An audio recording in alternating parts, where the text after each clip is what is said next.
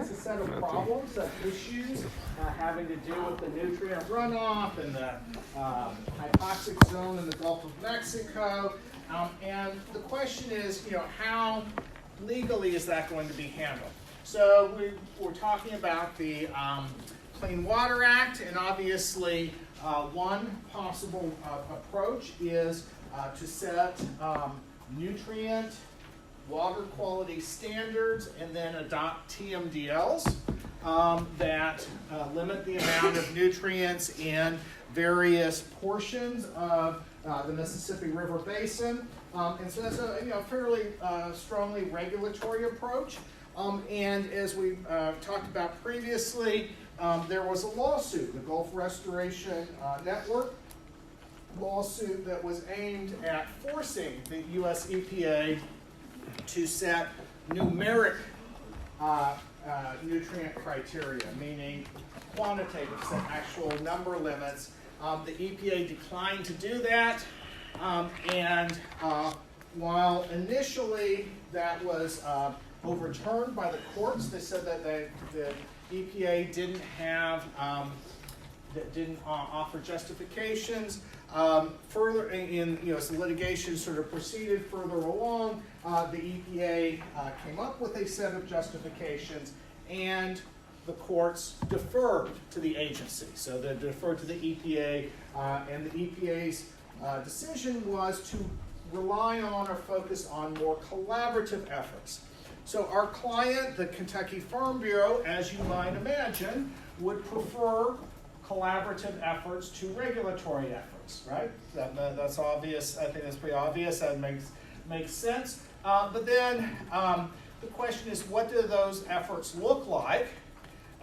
And so we're going to dive into that today on different kinds of collaborative watershed governance institutions and systems, and look at that. But one of the things that you need to think about as you are representing the Kentucky Farm Bureau on this problem, or when you go out and practice and you deal with similar types of clients, is, okay, at the moment, there is not really the political will to adopt the sort of regulations that would impose numeric criteria on nutrients in the Mississippi River Basin, and then adopt TMDLs that require various contributors, both point source and non-point source, sources of nutrients to limit or manage their nutrient runoff. So there's just not the political will for that right now.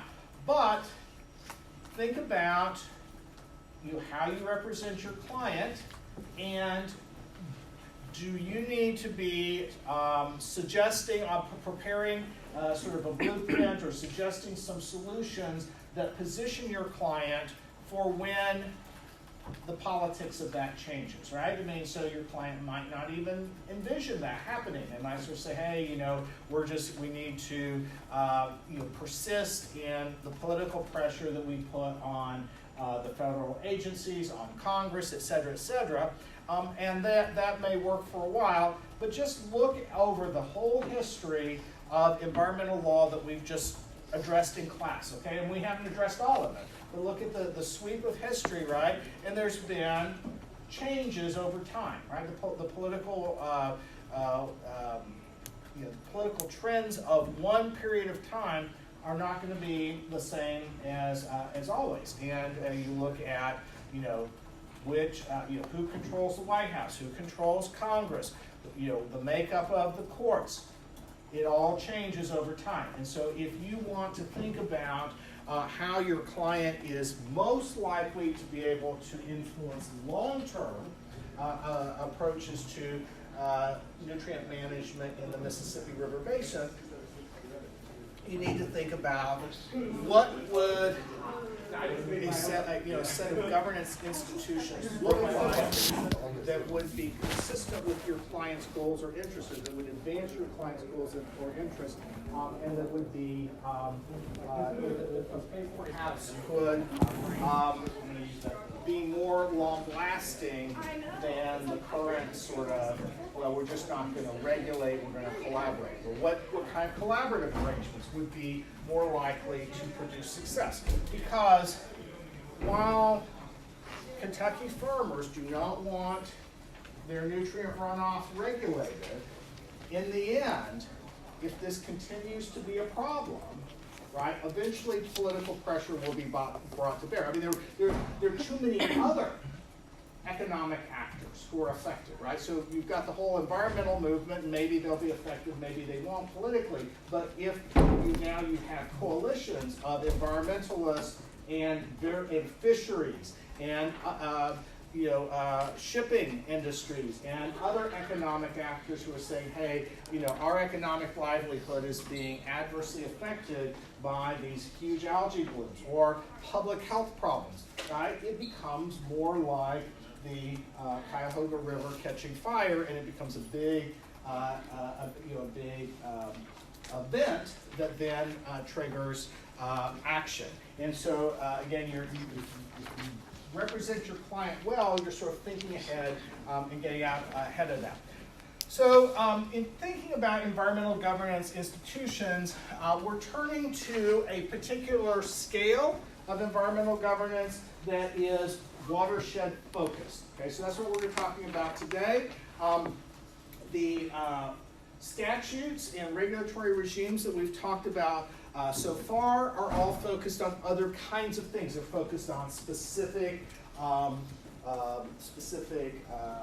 aspects of the environment that we're trying to protect against, specific harms to the environment, specific government agency actions. But now what we're saying is, hey, let's think more ecosystem oriented. Let's think about how nature organizes things, and let's focus on watersheds. What I want to point out here is watersheds can be anywhere on a spectrum from large scale. Okay, so the Mississippi River Basin, the entire basin, is almost as large as you get in any type of watershed institutional watershed collaboration. The Great Lakes is similarly large. The Great Lakes Basin is large. The Chesapeake Basin is large. But so when we talk about Mississippi River, that's large scale. But then one of the things you see is you have a lot of activity at much smaller scale. So sub-basins and small watersheds and small catchments, and you've got activity happening there, and so that can be pretty small scale. So, a number of you are familiar with efforts around Beargrass Creek, for example. Well, that's a very small scale kind of focal point. That's a small urban watershed entirely in Jefferson County, and so forth. And those produce very different kinds of activities and results. And it's a spectrum, so there's anywhere in between. And then what are the scope of the problems that we're dealing with? Are we dealing with specific kinds of problems? A whole bunch of problems? Are we going to be kind of very laser focused, or is this going to be kind of more of a generalist approach? What are the purposes and outcomes intended for these environmental governance institutions, these watershed governance institutions? So some are really pretty much mostly informational and about programmatic coordination. So sharing information, gathering information, coordinating existing programs among various stakeholders. So that is, when we look at the Mississippi River Basin Initiative, most of that is at that level. Also the task force, right? So you had reading that sort of analyzed both of those, the task force and then the Mississippi River Basin Initiative. And what that report shows, it's a little dated, but what it shows is most of the activities involve gathering and sharing information and data and coordinating existing programs among federal agencies and state governments. Okay? But watershed governance institutions can engage in decisions about policies, plans, regulations, so more decision making.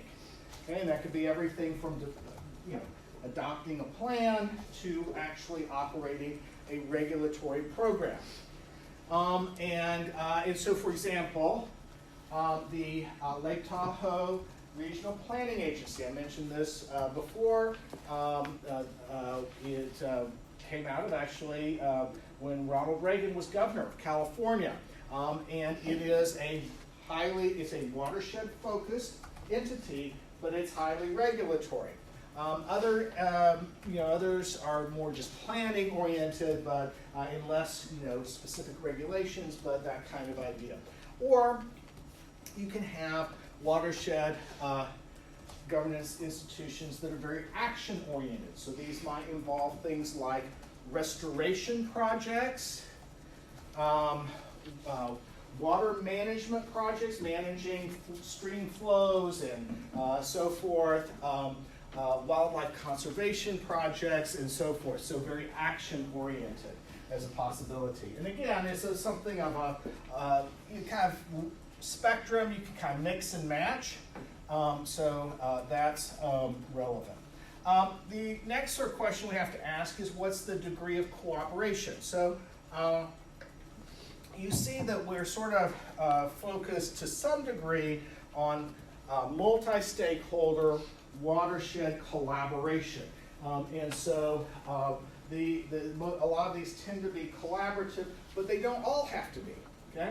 They don't all have to be. So some of these watershed governance institutions actually have a fair amount of conflict, a fair amount of adversarial interaction. There's litigation. There's regulatory activity where the officials come in and say,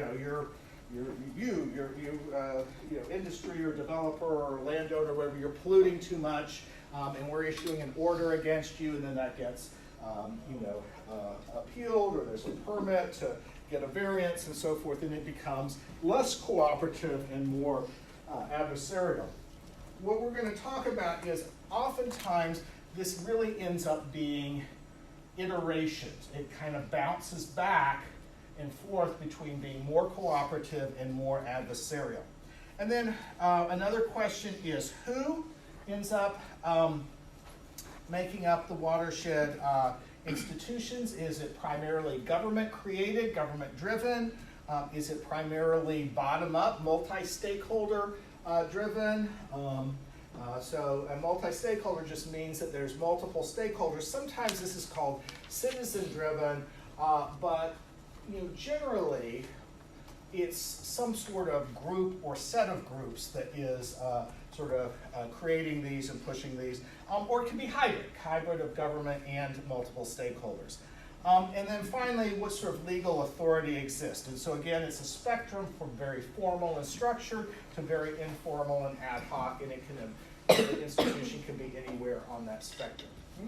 So I'm going to share a PowerPoint. I gave this a number of years ago at Utah's College of Law at the Stegner Center there, and I've added some slides to it, so it's been updated. But this is about how watershed institutions in the U.S. have emerged or evolved. And one of the things that is just sort of an interesting point is that when John Wesley Powell, famous scientist, explorer, he went and explored the western part of the United States and wrote a report for Congress. And it was the report on the arid lands of the American West.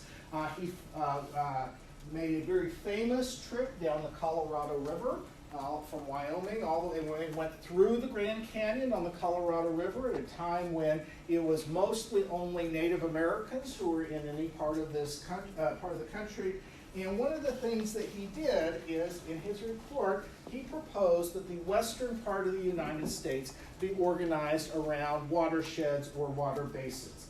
He said it's a land that has a lot of aridity, a lack of rain, and that we should organize around hydrographic basins or watersheds. And then Wallace Stegner wrote about John Wesley Powell's proposal and so forth. And so, and part of my point here, of course, because I was speaking at the Stegner Center, I was trying to kind of build off of Stegner's Beyond the 100th Meridian book about Powell, was to sort of say that throughout the United States. So there's a time when a lot of interest in watershed institutions arose in the western part of the United States simply because they had so little water. They still have so little water. They have so little water, and there was all sorts of land development happening and economic growth.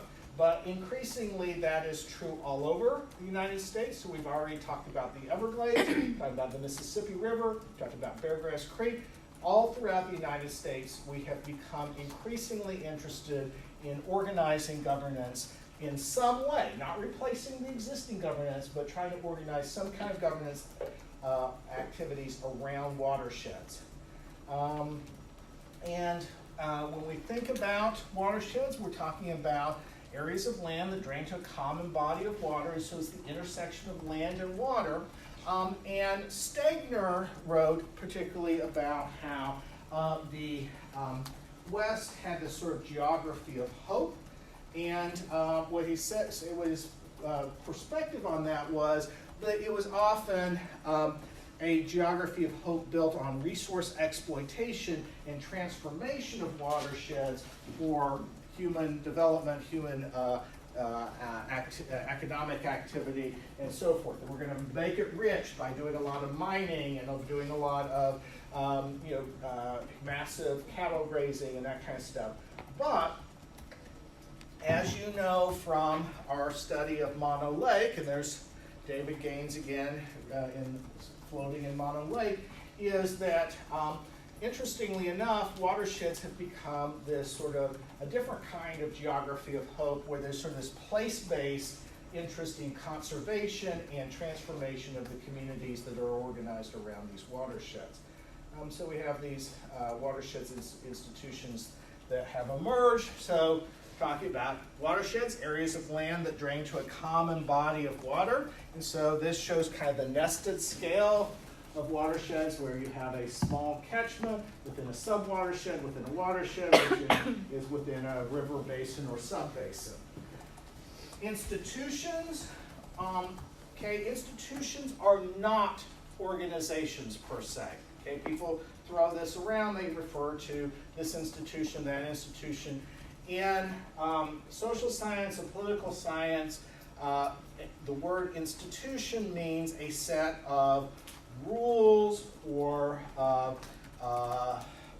values or norms that shape behavior, that we act because we believe in the institution. We act because the institutions are considered legitimate, so they can be very formal. So legal institutions, we talk about legal institutions, sets of laws, systems of laws, okay? So we accept those.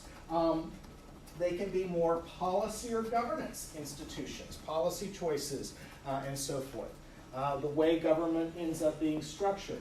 But they can also be informal norms, okay? So the classic example of an institution operating in law school without any formal process whatsoever is, once you pick a seat, first day of class, that's your seat, right? Okay? And if anybody sits in it, they get the evil eye, and you say something, right? And everybody sort of respects, that's your seat. Well, where's the rule that says that, right? There's no rule, right? We don't have any, the assistant dean of students didn't kick you out of school for sitting in somebody else's seat, right? I mean, we don't have any rule, but it's just a set of norms. Standing in line is another one, right? You queue up in order, and if somebody cuts, then people start getting grumpy and so forth. And it can even get you can get sort of escalation of conflict or whatever. But we all just sort of accept it, right? That sort of first come first serve. You don't cut in line in the grocery store or that kind of thing. So those are institutions of sorts. And then when I talk about emergence, what I'm talking about is that over time we've seen these institutions appear and have some actual effect in the world without any seeming top-down organized design. They come from a lot of different places, and yet there are some commonalities. So this is just a cool, pretty picture of how watersheds work, and you can see that there's the water's all going to drain from the divides, which are generally ridges of sorts, on down to a common, some sort of common body of water. Here's some other pictures that depict this, so that that's one just sort of shows how smaller catchments are in larger catchments. This is a picture of watersheds within Jefferson County. You can pay more attention to all of that in the PowerPoint later. This is the Mississippi River Basin with its various major subbasins. So we have the Ohio River, the Upper Mississippi River, the Missouri, the Arkansas, which of course we in Kansas call the Arkansas, red-white basin, and then the Lower Mississippi is where it all comes together. And then of course there's the picture of the hypoxic zone in the Gulf of Mexico. So watershed institutions have arisen because there have been a lot of inadequacies in existing governance systems. So we have a lot of new and unresolved problems that don't get resolved by the Clean Water Act, the Endangered Species Act, NEPA, and so forth very well. As we've talked about before, issues and systems are interdependent, and we care about how multiple systems are resilient. We want our economies to be resilient. We want our wildlife habitats to be resilient. We want our drinking water systems to be resilient. We want our rivers and streams to be resilient. And so when we start thinking about all that together, we've got to sort of think beyond our traditional legal regimes. And so we start thinking about ecosystem scales, multiple scales, and place-based conservation. And I'm going to skip through that because we've already talked about fourth generation environmental law. And basically, a lot of watershed governance systems started out of the third generation, which focused on things like ecosystems and collaborative processes and adaptive management. And then they really picked up in this fourth generation of environmental law when we're focused on system resilience. Okay, so that's just a picture of that. And this is a diagram that shows that all this kind of change towards more flexible approaches have been going on at the same time in environmental law, land use law, and water law. Okay? And that's relevant because even though this class is all about environmental law, the watershed governance is where all three areas of law come together. Okay, so we're dealing with water rights, we're dealing with land use planning and regulation, which is going to be offered next semester, and we're dealing with environmental law, and a lot of that's being handled through these watershed institutions all together. Okay, so how do we know that watershed institutions have become so dominant? Well, all the way, this is 7 years ago, we had 411 state statutes with watershed in the title of the statute, over 5,500 state statutory sections with watershed in the text of the statute. The EPA has an entire set of policies and programs organized around watersheds. So does the Forest Service. And if you just start counting up all of the groups, organizations, networks, committees, task force that have some kind of watershed focus, right? It's enormous, right? So we've got the Kentucky Waterways Alliance, we've got the Beargrass Creek Alliance, we've got the Friends of Floyd's Fork, we've got the Floyd's Fork Environmental Association, and so on and so forth, right? With watershed focus. But one of the issues is when we say, hey, we've got all these new watershed institutions, this is all new, shiny, cool, whatever, but do they actually do anything? Do they actually make any difference? And the answer is yes and no. Okay, it's a mixed picture. My assessment is these watershed institutions are doing some things for us that traditional legal institutions have not been doing for us. Okay, so we're getting some improvements in some ways. Some of them are more effective than others, but there is some research out there that is very critical of collaborative ecosystem management generally, and says that for the most part, what you get is a lot of vague, feel-good goals. So everybody gets together, they adopt a bunch of things like, hey, we want the Mississippi River to be clean and beautiful, and make our country great, and so on and so forth. And they get together and they talk about that and agree. And maybe they agree to share some information, share some money, maybe even resources, but the actual outcomes are never mandatory, they're never achieved, and so forth. So Judith Laser has a book, she's a political scientist at MIT, and she has a book called Natural Experiments, and she says that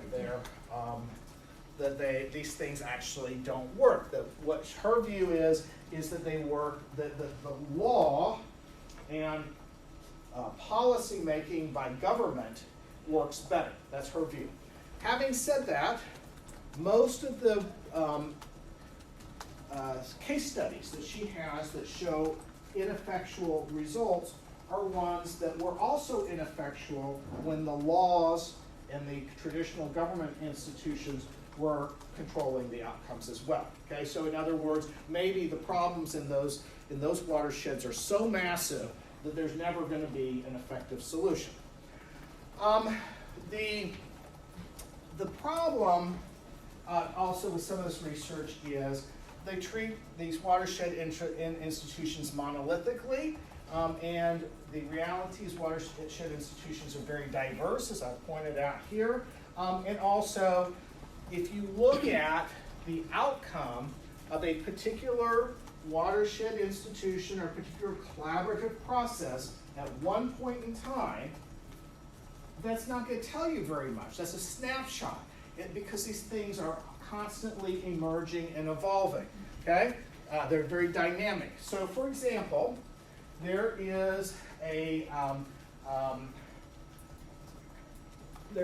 very complex set of problems in managing and governing the Bay Delta system in California. So this is this massive system that includes the San Francisco Bay and the Delta system all the way over to like Sacramento and that area, and you've got a lot of water transfers going back and forth. You've got lots of rivers involved. You've got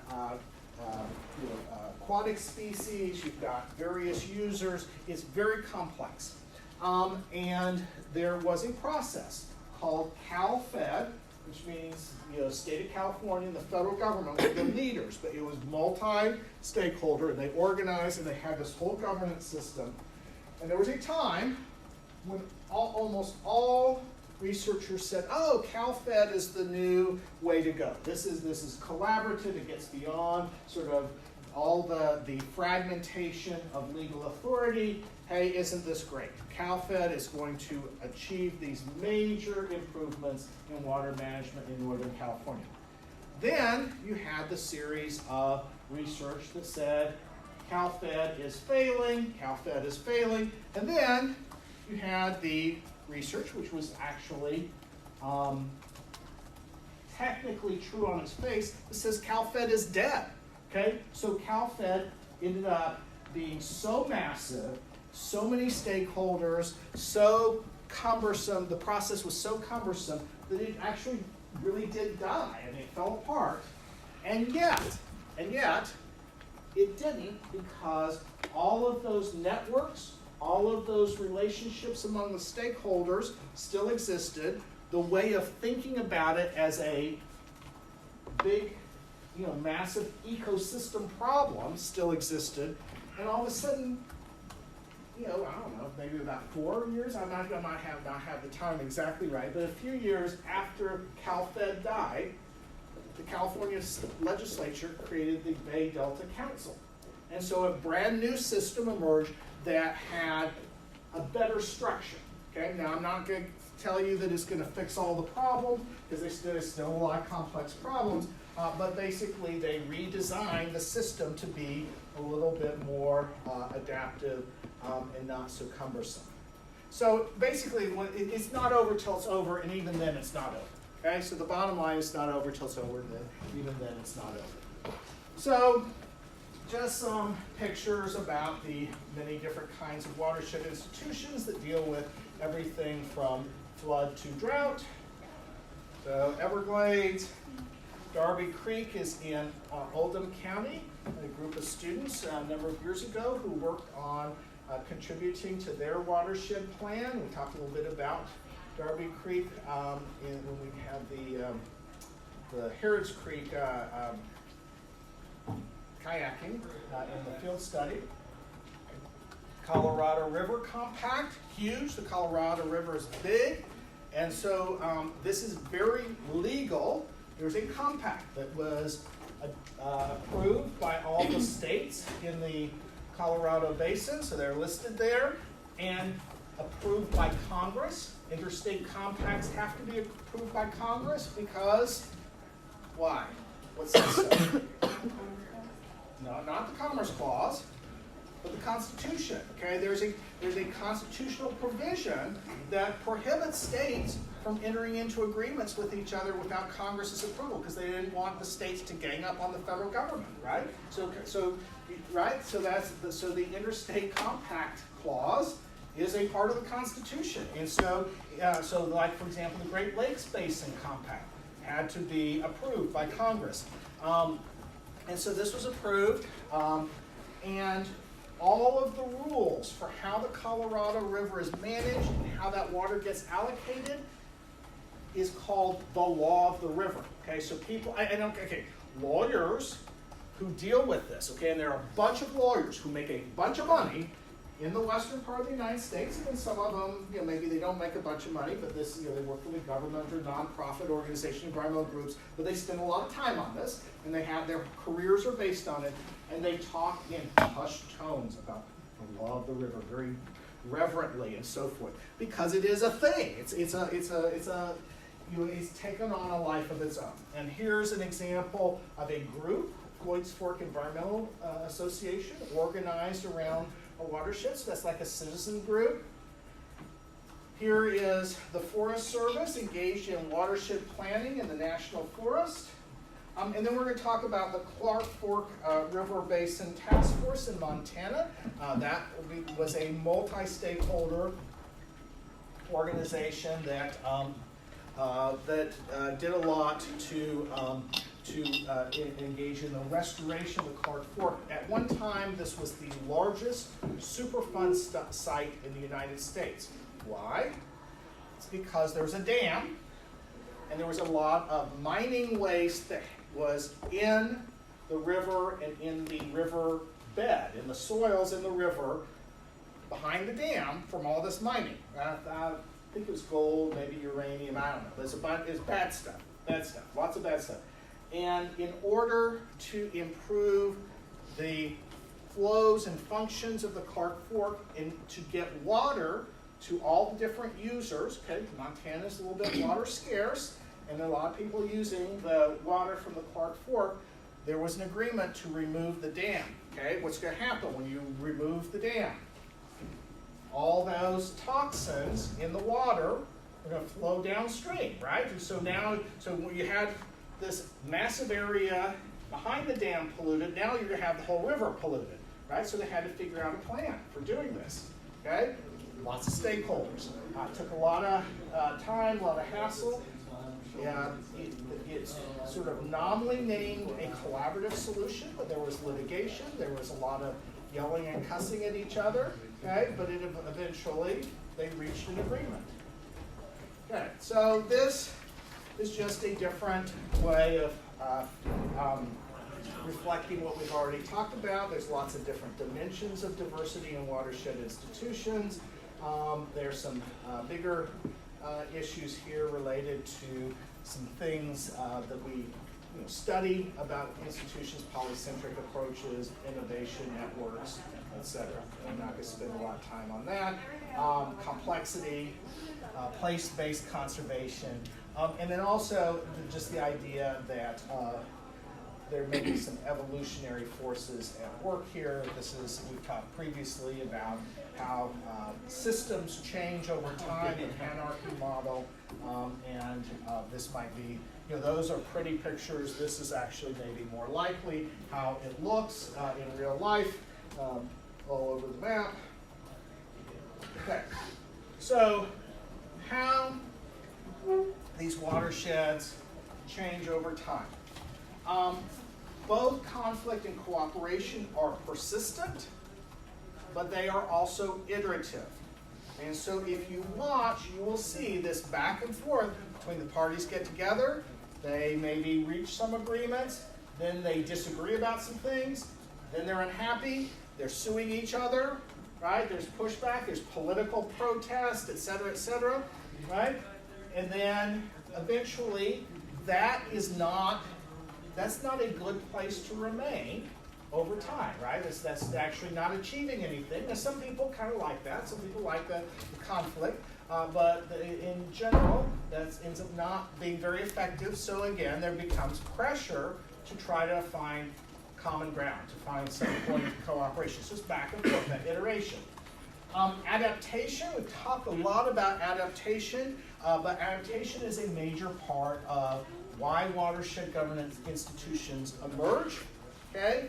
Right, we're going to need to deal with these watershed problems in an adaptive way, and the legal system that we have, like for example, the Clean Water Act, is not especially adaptive. NEPA, we've talked about that, it's not especially adaptive. Endangered Species Act. And so we get innovation, we get learning by doing, learning from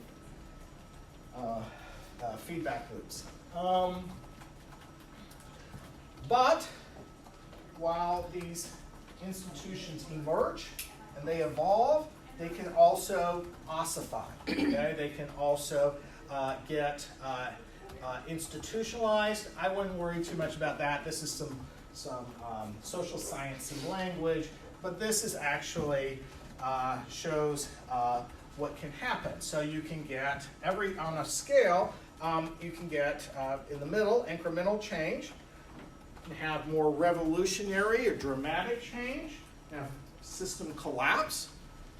On the other end of the spectrum, you can have resistance to change, and then you can have what's called ossification, where it becomes very embedded. It becomes very resistant, not only resistant to change, but it becomes sort of a whole thing in and of itself. And there is some mix of choices about institutional design, and then larger forces, political forces, economic forces, legal forces that are at work. Okay, so I mentioned Clark Fork earlier. Also in Montana is the Blackfoot Challenge. Blackfoot Challenge is kind of a cool case study because the Blackfoot Valley is a ranching area, and for the most part, the ranchers who live in the area need water. They had a fair amount of hostility towards the Indian tribes in the area. Unlike Clark Fork, where the Indian tribes were a major cooperator, a major part of the solution, but Blackfoot Challenge, there's a little bit of tension there. And there's a lot of negative views among the ranchers towards federal agencies, federal government. However, they became concerned about various issues surrounding the watershed and its governance. And therefore, when the U.S. Forest Service and Trout Unlimited, okay, so a conservation group, focus more on kind of the fishing community, and the U.S. Forest Service, a federal agency, but not, but not as regulatory, came together and proposed creating this multi-stakeholder collaboration called the Blackfoot Challenge. They agreed, and they started having meetings. And again, it wasn't all, harmony and love, right? I mean, there's sort of a, took a while to build trust. And they started with small things. They started with things like, there's some cattle grazing issues. They started with things like, how to reduce grizzly bear attacks on livestock and humans, and it wasn't so much the humans, but homes and cars and stuff like that.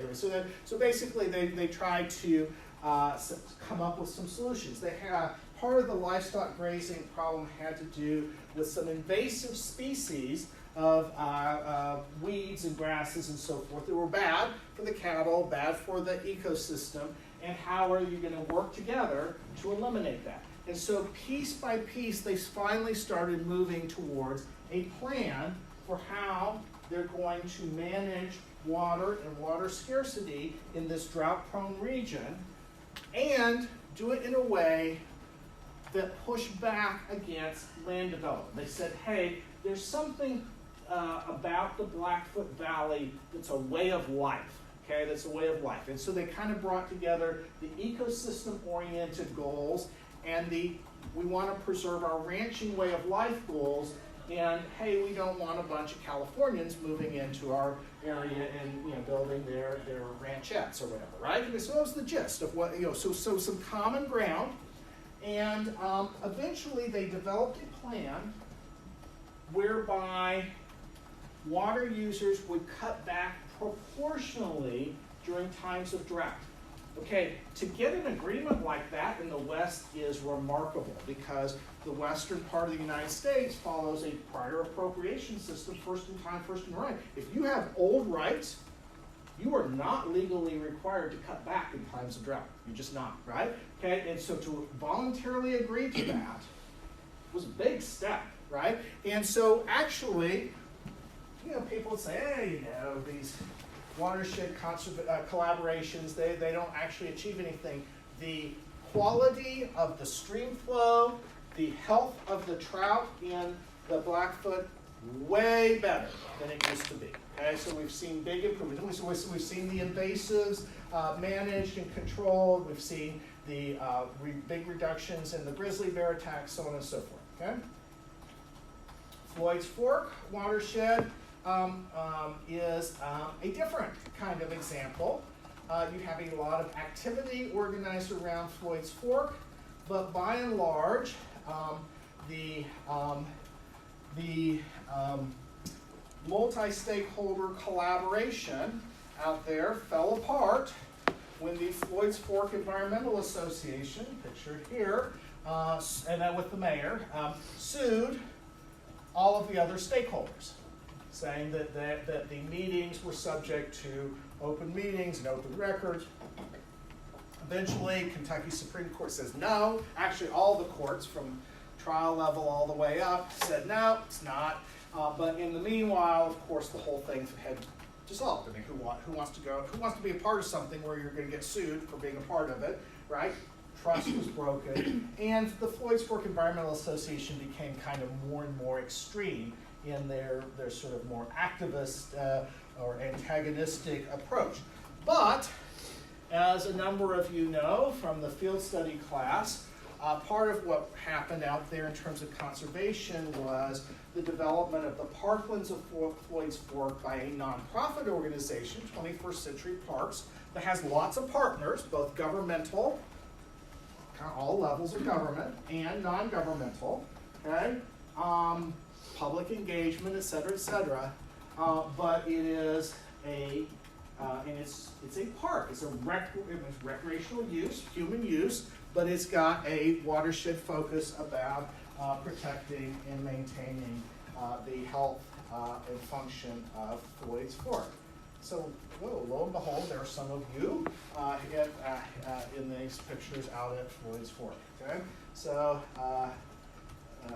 and so what we see is, yes, land development happening and so forth, but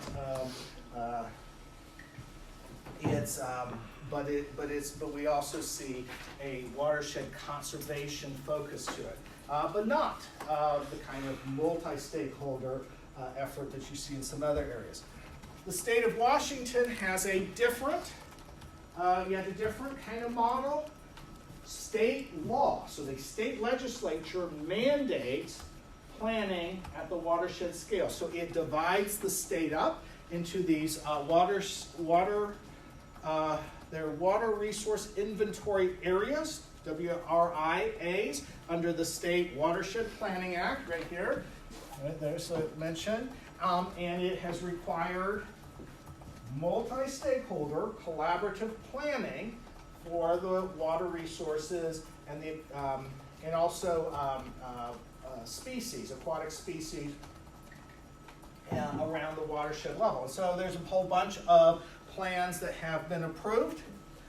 This is also an example of, if you create a system, it may actually go beyond what the law requires. So the law required the creation, the creation of these planning units and the development of a planning process and the adoption of a plan, and then that was pretty much it. You didn't actually have to implement the plan, do anything about it, you didn't have to keep going. The majority of these units ended up asking the state agencies, the State Department of Ecology, to continue their existence, in other words, to keep going as a multi-stakeholder planning entity to monitor the plan, to implement the plan, and to update and revise the plan periodically. And also the majority of the watershed areas adopted plan elements that were optional, that were voluntary. So they not only adopted the mandatory elements, but they also adopted optional or voluntary elements, which says, a lot of sort of research or theory about law and how it works would say, well, if something's not mandated, people aren't going to do it, right? Well, it happened. It happens, and so that's kind of interesting. And I think my view is, as these stakeholders had a process and a system for working together, they took advantage of it. And they said, hey, we have shared problems here. We have issues to deal with. Let's use this system to deal with them. Okay, so you had reading on the Chesapeake Bay. Okay? So Chesapeake Bay is a drainage basin. It has a drainage basin that's massive, has lots of problems, but primarily nutrient runoff. There's a lot of agricultural activity, but there's also a lot of land development and so forth. And so you see these like algae blooms and that kind of stuff, and it's causing a lot of harm and problems in the Chesapeake Bay. So you had the reading on that, and the general gist is Colburn, the author of the reading on the Chesapeake Bay collaboration, is very praises it a lot, is very positive about it. I mentioned earlier Judith Laser in her book Natural Experiments is very critical of it. Okay, so, well, it's one of these things where you can look at it glass half empty or glass half full, right? I mean, you can look at it either way.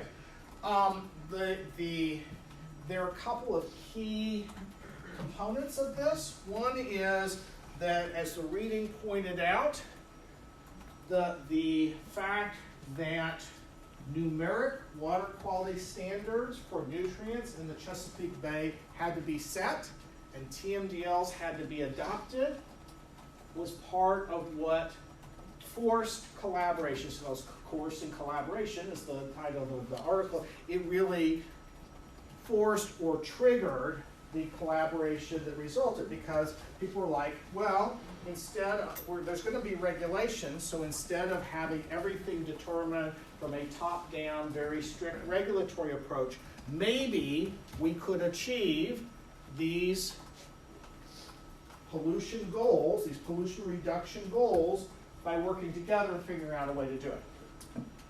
The other thing I think that's key to this is that part of the collaborative process involved a whole lot of very detailed information gathering and information sharing, okay? And the only way that you're really going to know what you need to do and where you need to do it and how effective it's going to be if you do it, or you try to do it, is if you've gathered that kind of information. And again, you're talking about such a massive scale that you really needed this collaborative effort to get there. Having said that, there has been sort of criticism on both sides, not only by the scholars, but by various groups and interests and so forth. Environmentalists feel like it's too collaborative and not enough demanded, and not enough performance standards put into place.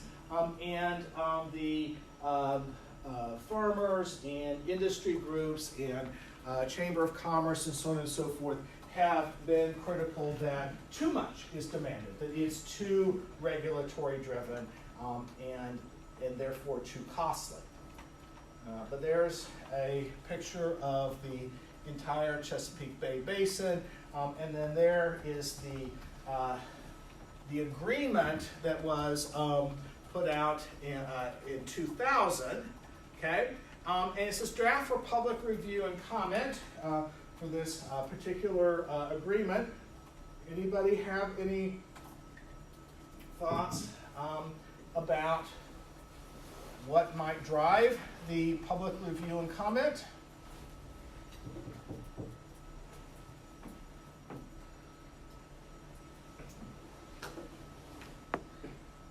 EPA, the fishing industry in some ways. Maybe. I'm just contextually asking. Yeah, okay.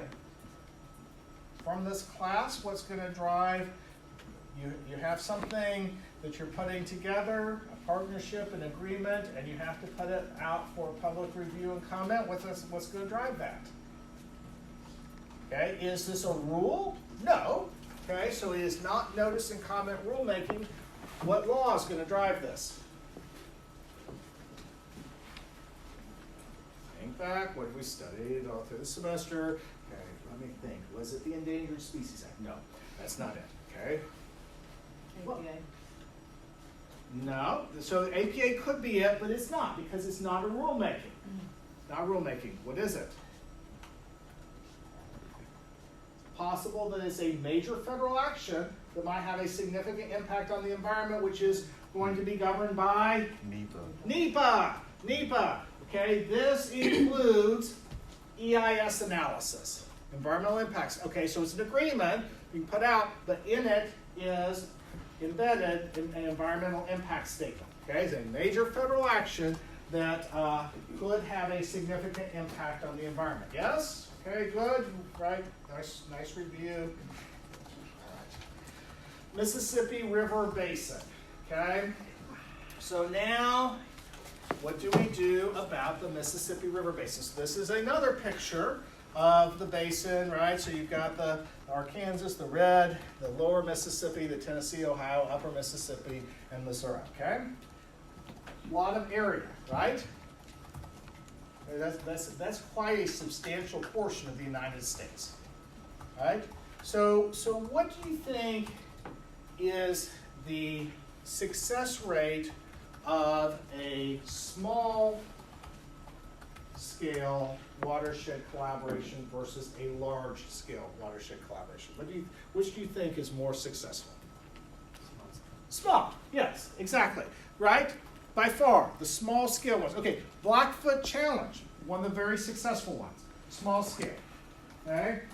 CalFed, much more difficult. I mean, we haven't really seen if that's going to produce any positive results. Massive, okay?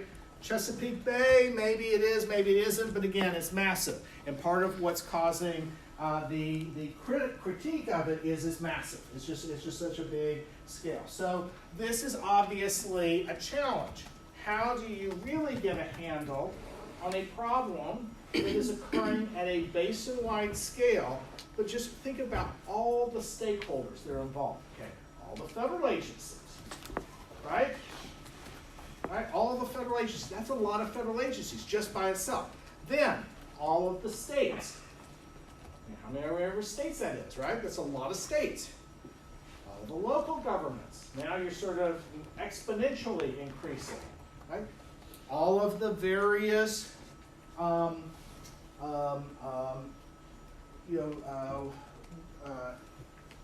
resource users, or industry groups, or businesses, or service providers, and so on and so forth. Okay, so just think even about agriculture, right? Your client is the Kentucky Farm Bureau. Okay, but that's a whole bunch of different kinds of farmers. We talked about that, right? And then it's a whole bunch of different kinds of, and then beyond that, that's just Kentucky. And we talked about how there was sort of differences between the sort of agricultural community makeup in Kentucky versus maybe someplace like Illinois or Iowa, right? Lots of different kinds of, think about all the different kinds of environmental groups, community-based groups that may be involved, and so on and so forth, right? And so, y'all saw, right, about the Ironman swimming being canceled due to algae blooms in the Ohio, right? Okay, so now all of a sudden, you've got groups that are interested in being stakeholders that maybe before had no interest in the Gulf hypoxic zone. But now, all of a sudden, we have algae blooms in the Ohio River that are affecting Ironman, and now they want to be involved. So just you think about the massive number of stakeholders. In the very broad and complex scale of the problem. So that's a challenge. When we talk about collaboration at the Mississippi River Basin scale, we have really at least 3 different things that are happening. Okay? So one has to do with a set of cooperation among federal agencies. Okay? So you have federal agencies that are working together. Then you have the Mississippi River Basin Initiative, MRBI, which is largely led by the U.S. Department of Agriculture, but also has a whole bunch of federal agencies, but then all of the states that are in the Mississippi River Basin. And it is and there's actually, I think there's a couple of Indian tribes that are also part of it, but it is primarily a governmental collaboration, but at multiple jurisdictional scales, so federal and state. And they're aiming to engage primarily the agricultural community in working on this, but through their existing programs. So it's really more about information sharing, resource sharing, and programmatic collaboration. Okay? And so one of the things you should take from the reading that was critical of it is sort of like, well, is there really much happening? Are there any actual performance measures? Are there any outcomes? There's really no regulation, right? It's largely driven by that. Third type of collaboration is that there are a couple of different kinds of collaborations between major environmental groups, major companies that are committed somehow to addressing this, and then some federal agencies. There may be some state agencies involved as well. But these are things like, the Nature Conservancy. There may be timber industry that's sort of concerned about water quality and their timber, barge traffic people, and so on and so forth. And so this is more about restoration and conservation efforts, like that Sturgis property I told you about, that the Nature Conservancy has over in far western Kentucky, that is meant to be wetland conservation, that to filter out nutrient pollutants. And so you get those kinds of collaborations as well. Okay, all of that is very all very cooperative, and it's unclear what kind of real outcomes are happening.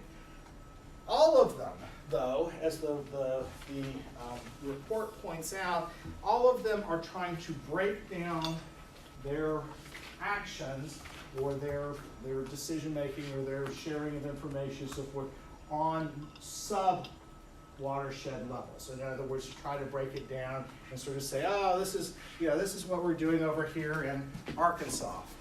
Or some portion of Arkansas, or this is like, so for example, one focal point is the Green River Basin, right? So we've got the upper and lower portion of the Green River. Everybody know Green River in Kentucky? Yes? Yes, flows through most of southern and western Kentucky, through the Mammoth Cave, huge, massive thing. We've got a lot of dam removal happening on the Green River, which has been actually gotten a lot of national attention because it's leading to improved water flows, improved aquatic conditions, habitat conditions for aquatic species. So the mussels are doing better because of this. But it's a focal point because it's a large river basin that empties into the Ohio right before the Ohio empties into the Mississippi. So, what does this mean? So, one of the things that we need to think about when we think about these watershed institutions is what builds their capacity and resilience. Okay, are these kind of quick, they last for 10 years, then they die out because they didn't achieve anything, or they fell apart because of conflict, or the problems became too big, or they didn't have enough money? Or can we build the capacity of these institutions and their resilience? Another issue, we've talked from time to time about this, is that watershed institutions give us an opportunity to reframe problems, to think about the problems in new ways that might have broader buy-in. So instead of thinking about water quality issues as just, for example, industry spewing a bunch of toxic stuff from pipes into our waterways, we can maybe think more broadly. Instead of thinking about just discharges, we might think about watershed function, the health of watersheds, the health of the rivers, and so forth. Might think about them as being more connected. So thinking, for example, about what happens in Kentucky affects what happens in the Gulf of Mexico. Okay, there was a time in which very few people thought about that at all. So now we think more about that. So it allows us to reframe. And one of the things that your client is wanting to do is to push back on the framing of the nutrient issue in the Mississippi River Basin as primarily an agricultural-driven runoff problem, right? Okay, so you want to sort of think more broadly about that if you're working in this area. Feedback loops are a big part of what makes institutions adaptive. And so one of the problems with a lot of these watershed institutions is they do not have continuous monitoring. They're not continually assessing data. They're not learning from scientifically and socially from what's working and what's not working, and then they're not adapting their actions, their policies, their programs, their whatever laws, etc., accordingly. And we talked about environmental law is very linear. We adopt something and then we implement it, or we don't, and we don't often kind of continually come back and change. Or learn from what works and what doesn't and adapt accordingly. When you're assessing these things, you need to think about, you need to have some patience. You need to assess over time. So as I talked about this, the conflict at one point in time, maybe 5 years from now, cooperation. Cooperation right now, maybe 5 years from now, all have fallen apart and we may be in some sort of massive knockdown, drag-out litigation. Okay, it happens. Also, structures or processes that seem to be dead or to have failed may come back to life, right? They may turn into new things, transformation, and they may have surprise successes. The main thing I think that's key here is, we sort of talked about watershed collaboration, and there's a lot of ways in which people sort of say, okay, all this is about some sort of feel-good cooperation or collaboration. We're all going to get together, and we're never going to make any hard choices. We're never going to demand anything. We're never going to have any performance measures or performance outcomes. And, we're a feel-good, and maybe we'll put a little bit of money into some restoration activities, and it's not really going to do anything. Okay, so that's the focus on the collaborative part. What I want to suggest to you, though, is that maybe with some of these watershed institutions, what we really ought to do is focus on the watershed part. Okay, this is a big step forward for us in a lot of ways. To say, hey, we're going to look at these problems in a more systemic approach as to how they actually exist in the real world. Okay, they do not exist in the real world in a set of discrete discharges. They do not exist in the world in a set of this species over here is going extinct, this species over here is recovered. Right? They don't exist in the world in a set of major federal action. Oh, it's a major federal action. Maybe it'll have a significant impact on the environment. Let's do something. Let's do an assessment. Yes, check. Oh, this one's not major, or this one is not going to have this is going to have a moderate effect on the environment, not a significant effect. Okay, right? That's all very artificial. Right? And so what I'm trying to get across here is an example of how environmental law can be very artificial, very legalistic. And these watershed institutions are saying, hey, we've got people, society, water, land, the elements of an ecosystem, and we ought to think about them at that level. We ought to think about the Mississippi River as an entire basin that has all of these complexities and problems. And so the point here is maybe that the governance, the political science, sociology, and the law should follow the ecology and hydrology. Okay? So that's sort of a thought about this. Okay. So last point here is, we're still going to be learning about these things for years and decades to come, right? So we're gonna learn, we're gonna continue to monitor, assess, and see what happens. They're gonna continue to kind of evolve over time. One of the things, though, that you should think about in if you were thinking about representing the Kentucky Farm Bureau over the Mississippi River Basin is whether the systems that are there right now, the collaborations that are existing, are enough. Are they going to work for you? I mean, in some ways, you kind of like them because they're not really expecting too much of you, right? And then, the federal agencies and the state agencies are working together to provide some information, some restoration projects. You kind of like that, right? Okay, but the question is, in the long run, is that going to be a very viable institutional design?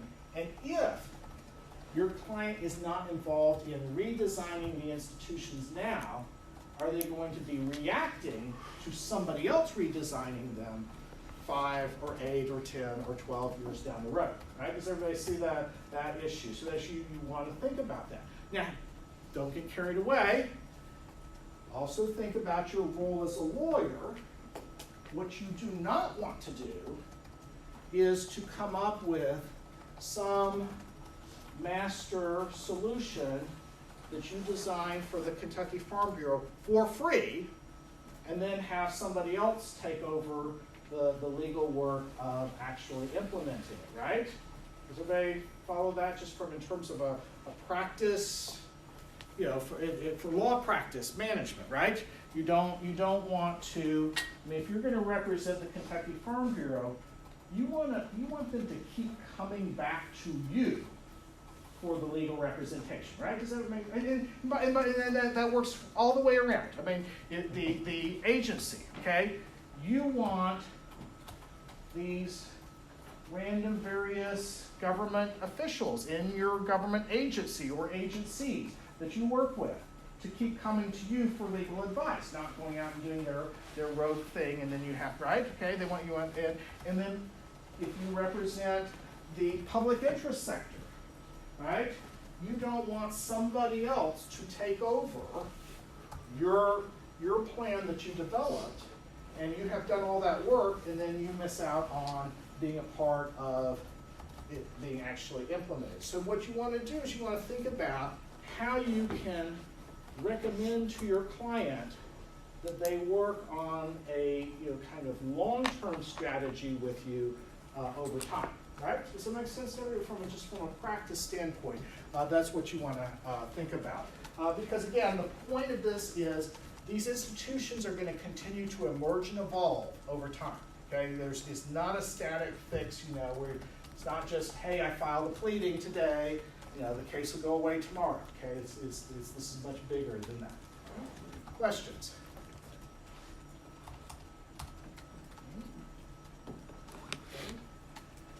All right. How did we go from like a really, did they turn the heat on?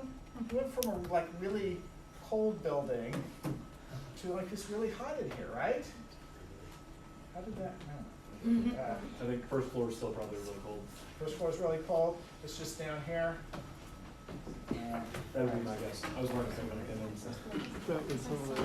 All right. So I will see everybody next week.